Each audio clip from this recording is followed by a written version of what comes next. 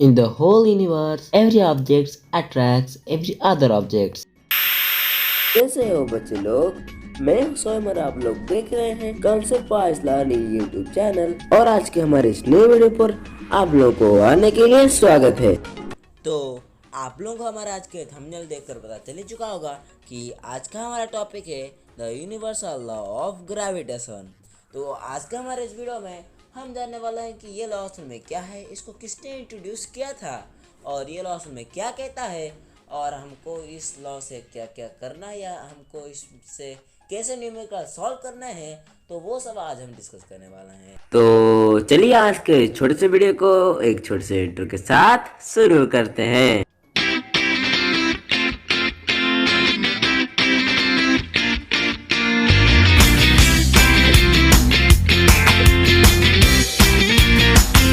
तो क्योंकि हमारे यूनिवर्सल लॉ ऑफ ग्रेविटेशन को हमारे आइजैक न्यूटन ने डिस्कवर किया था, तो फिर हम बोल सकते हैं कि इस लॉ को the Newton's law of gravitation. तो सिंपल मैं अगर आपको कहना चाहूँ कि the universal law of gravitation is also known as Newton's law of gravitation, क्योंकि उसको न्यूटन ने डिस्कवर किया है।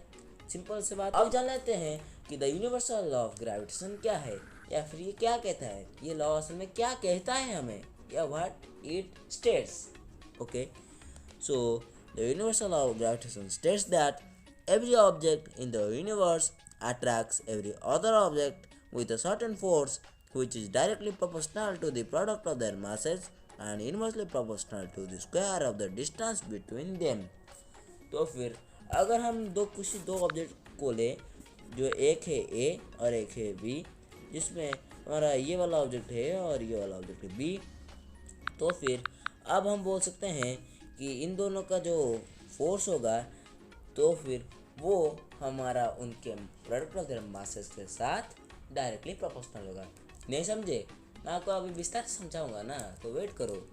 तो फिर हमारा ये लॉ कहता है कि every objects attracts every other objects, मतलब कि हमारे ब्रह्मांड में हर एक ऑब्जेक्ट किसी दूसरे ऑब्जेक्ट को अट्रैक्ट करता है विद अ सर्टेन फोर्स, एक सर्टेन फोर्स के साथ, जो कि हमारा उन दोनों ऑब्जेक्ट के मास का प्रोडक्ट से डायरेक्टली प्रोपोर्शनल होता है। मतलब कि मान लीजिए यह वाला ऑब्जेक्ट जो है, ये वाला है हमारा ए और ये है हमारा बी, तो फिर इस ऑब्जेक्ट का मास है m1 और इस ऑब्जेक्ट का मास है m2 और इसका है ए ऑब्जेक्ट और ये है हमारा बी ऑब्जेक्ट। तो फिर अब हम बोल सकते हैं इन दोनों के बीच में जो फोर्स एक्ट होगा या अप्लाई होगा वो हमारा इन दोनों के मासेस का मल्टीप्लिकेशन या प्रोडक्ट से डायरेक्टली प्रोपोर्शनल होगा। तो फिर हम इसको ऐसे लिख सकते हैं कि F is directly proportional to the m1 into m2। अब दूसरा दिया है वही फोर्स हमारा उन दोनों के डिस्टेंस का स्क्वायर से इन्वर्सली प्रोपोर्शनल होता है। क्या इसका मतलब है? मान लीजिए अब हमारा ये जो ऑब्जेक्ट है ए और बी, ये है ए और ये है हमारा बी, तो उन दोनों का डिस्टेंस कहाँ से कहाँ तक होगा? आप लोग सोच रहे होगा यहाँ से यहाँ तक, लेकिन नहीं, उन दोनों का डिस्टेंस होगा उनके सेंटर से, मतलब कि यहाँ से यहाँ तक इनका डिस्टेंस होगा। और इसी डिस्टेंस को हम बोलेंगे r, ना कि इसे। तो फिर अब हम बोल सकते हैं इसी डिस्टेंस को हम r अगर बोलेंगे तो इसका जो स्क्वायर होगा हमारे उन दोनों के फोर्स के साथ इन्वर्सली प्रोपोर्शनल हो रहा होगा।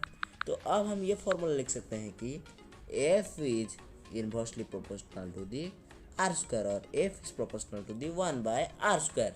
ओके, अब हमें जो दोनों फॉर्मूले मिले, अगर हम दोनों को कंबाइन करें तो हमको एक नया फार्मूला मिलेगा, F is proportional to the m1 into m2 divided by r square. समझ गए इतना? अब अगर हमको ये फोर्स का वैल्यू निकालना है या इसका वैल्यू चाहिए, हमको एक कांस्टेंट ज़रूरत है, हमको एक कांस्टेंट चाहिए होगा जो कि होगा हमारा कांस्टेंट ऑफ प्रोपोर्शनलिटी। तो फिर हमारे बहुत सारे साइंटिस्ट ने इस कांस्टेंट को पहले दे दिया है और वैल्यू को भी डिस्कवर किया जा चुका है, और जो कि है हमारा अपना प्यारा कैपिटल जी। तो ये ग्रेविटेशन और ग्रेविटेशनल फोर्स या इससे कुछ कंफ्यूज मत होना, हमारा ग्रेविटेशनल फोर्स है F, और यहाँ पर अगर इसका वैल्यू निकाला जाए तो ये हमको ये फॉर्मूला मिलेगा, F is equal to capital G into m1 into m2 divided by R square, जहाँ पर हमारा जी है द कांस्टेंट ऑफ प्रोपोर्शनलिटी और इसको हम बोलते हैं द यूनिवर्सल ग्रेविटेशनल कांस्टेंट। तो फिर इतना तक आप समझ गए हैं और इसके वैल्यू के बारे में हम हमारे इस पार्ट में डिस्कस करने वाले हैं। तो फिर अब तक आप इतना जान लीजिए कि इसका हमारा जो वैल्यू ये है हमारा 6.673 इंटू 10⁻⁻11 और इसको किसने बनाया था? हमारा लॉर्ड हेनरी कार्बेंडेज। तो उसके बारे में हम थोड़ा ब्रीफली डिस्कस करेंगे हमारे सेकंड पार्ट या फिर आने वाले पार्ट में। तो फिर अब आप जान लीजिए कि हमारा जो f होता है is equal to g into m1 into m2 by R square. अब तो फिर हम ये भी बोल सकते हैं हमारा जो ये वाला चीज़ दिया है हमारा ये जो ब्लू कलर में, तो ये हमारा यूनिवर्सल लॉ ऑफ ग्रेविटेशन एक थ्योरी या फिर ये एक थ्योरी है, लेकिन ये थ्योरी एक्सप्रेस करता है। लेकिन हमारा जो f is equal to G into m1 into m2 by R square है, तो वो हमारा मैथमेटिकल एक्सप्रेशन है हमारा यूनिवर्सल ग्रेविटेशन कांस्टेंट का या फिर यूनिवर्सल लॉ ऑफ ग्रेविटेशन का। तो इतना तक आप समझ गए होंगे। तो चलिए आप जानते हैं हम कुछ इंपॉर्टेंट पॉइंट्स। तो पहला पॉइंट आता है the direction of the force along the line joining the centres of the two objects. दोनों ऑब्जेक्ट के बीच में जो भी फोर्स अप्लाई होगा, जिसका फोर्स ज़्यादा होगा, ऑब्वियसली ज़्यादा फोर्स उसका होगा जिसका मास ज़्यादा है, क्योंकि force is directly proportional to the mass. So हम ये बोल सकते हैं कि जिसका फोर्स ज़्यादा होगा तो उसी का मास ज़्यादा होगा। तो फिर मान लीजिए हमारे ये दो ऑब्जेक्ट्स हैं जिसमें इसका मास ज़्यादा है, इसका मास कम है। तो फिर अब हम बोलेंगे कि इसका फोर्स ज़्यादा होगा और इसका पास फोर्स कम होगा। तो फिर अब हम ये भी बोल सकते हैं कि इनका जो फोर्स का डायरेक्शन होगा, मतलब इसका फोर्स ज़्यादा होगा, फोर्स किस डायरेक्शन में एक्ट करेगा? ऐसे एक्ट करेगा क्योंकि अट्रैक्शनल फोर्स है। ये ऑब्जेक्ट इस तरफ एक्ट करेगा तो फोर्स का डायरेक्शन इस तरफ होगा, और ये जो डायरेक्शन ऑफ फोर्स होगा वो कहाँ तक जाएगा? इस ऑब्जेक्ट को आप उस बड़े मास या ज़्यादा मास वाला ऑब्जेक्ट के सेंटर तक अट्रैक्ट करके उसका डायरेक्शन उस ऑब्जेक्ट के सेंटर तक होगा। इतना तक आप समझ गए। अब मान लीजिए आप ये वाला पॉइंट भी समझ गए हैं, तो चलिए आगे बढ़ते हैं। हमारा दूसरा पॉइंट है f is directly proportional to the m1 into m2, जो अभी हमने डिस्कस किया। तो अब हमारा आगे वाला पॉइंट है f is inversely proportional to the r square, f is proportional to the 1 by R square. दोनों का मतलब सेम ही है।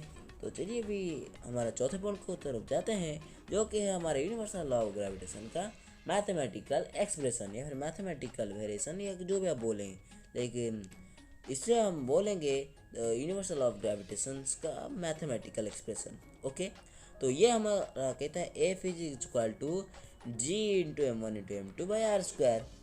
तो अब जानते हैं कि ये जी क्या है? ये जी हमारे यूनिवर्सल ग्रेविटेशनल कांस्टेंट जो अभी हमने डिस्कस किया, और इसके बारे में हम हमारे आने वाले पार्ट में भी डिस्कस करेंगे। तो चलिए अब हमारा एक मेन पॉइंट की तरफ आते हैं कि if we double the distance between the two objects then the gravitational force becomes 1/4। और एक पॉइंट है कि if we half the distance between the two objects then the gravitational force becomes 4 times. तो अब हम जान लेते हैं कि ये दोनों जो स्टेटमेंट्स दिए हैं वो किस तरह से सही है, और हम इस दोनों स्टेटमेंट को प्रूव करने वाले हैं। अगर कोई भी दो ऑब्जेक्ट के बीच का डिस्टेंस डबल हो जाता है और वो उसका फोर्स या फिर नया फोर्स जो निकलेगा वो कैसे उसके पहले फोर्स का 1/4 हो जाता है, और जो फोर्स उसका होता है इनिशियली, अगर हम उसके डिस्टेंस को हाफ कर देते हैं तो उसका जो नया फोर्स होगा वो उसके इनिशियल फोर्स से कैसे 4 गुना ज़्यादा होगा। अब हम उसको देखने वाले हैं। चलिए मान लीजिए अगर पहले कि अगर कोई भी डिस्टेंस है दोनों ऑब्जेक्ट के बीच, उसको हम डबल करते हैं, मतलब 2 टाइम्स उसका डबल हो जाता है अगर डिस्टेंस। तो फिर अब हम बोल सकते हैं कि हमारा जो डी इनिशियल डी हो जाएगा वो D1, और हमारा दूसरा जो डी जब चेंज होगा तो उसका जो हो जाएगा वो हो जाएगा 2D1। ओके, ये हमारा नया डिस्टेंस है और ये हमारा इनिशियल डिस्टेंस है। ये बात आप समझ गए। तो अब हम मान लेते हैं कि हमारा formula universal law of gravitation का जो कहता है F is equal to G into m1 into m2 by R square. तो यहाँ पर हमारा जो आर है, हमारा जो डिस्टेंस है, तो मतलब डी, तो फिर हम यहाँ लिख सकते हैं कि ये है हमारा F1 जो कि हमारा इनिशियल फोर्स है। तो हमारा जो दूसरा फोर्स है या फाइनल फोर्स या नया जो फोर्स होगा हमारा वो हो जाएगा लेट F2। तो वो हो जाएगा हमारा जी, ग्रेविटेशनल कांस्टेंट एक कांस्टेंट है। मास तो दोनों ऑब्जेक्ट का चेंज नहीं हो सकता क्योंकि वो कांस्टेंट है। और हमारा जो आर है अगर हमने उसको चेंज किया तो हो जाएगा वो 2r, और r को अगर हम ले m1 तो फिर वो हो जाएगा 2r1 होल स्क्वायर। अब हम ये लिख सकते हैं कि 2r1 m स्क्वायर को 4r1 स्क्वायर। ओके, ये हम लिख दिया। अब हम इसको ऐसे भी लिख सकते हैं F2 is equal to 1/4 of G into M1 into M2 by R1 square. और R1 स्क्वायर हमारा था F1, तो फिर हम इसे ऐसे भी लिख सकते हैं R2 is equal to 1/4 of F1।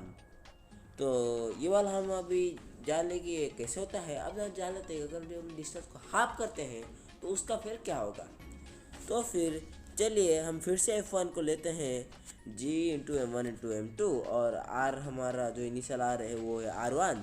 तो फिर हमारा जो नया फोर्स होगा, और R का हाफ मतलब R/2। ओके, तो फिर हमारा जो नया फोर्स होगा F/2 वो हो जाएगा G into M1 into M2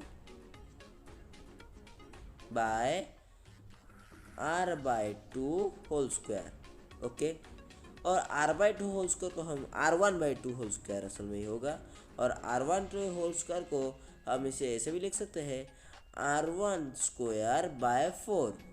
और ये बाय 4 जब हमारा रेसिप्रोकल हो जाएगा तो हम इसे ऐसे भी लिख सकते हैं G into M1 into M2 by R square into 4, जब रेसिप्रोकल हो जाएगा। तो और ये जो हमारा G into M1 into M2 R1 divide by R1 square है वो हमारा F1। तो इसको हम ऐसे भी लिख सकते हैं F2 is equal to 4 times of F1।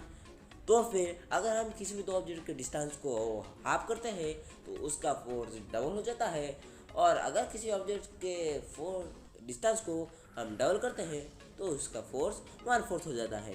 इतना तक समझ गए आप लोग? तो चलिए आज के लिए इतना ही। आप लोगों से हम मिलेंगे वापस से एक और बार हमारे नेक्स्ट वीडियो में। तो तब तक boost your thoughts and imaginations and learn as a genius with concept wise learning.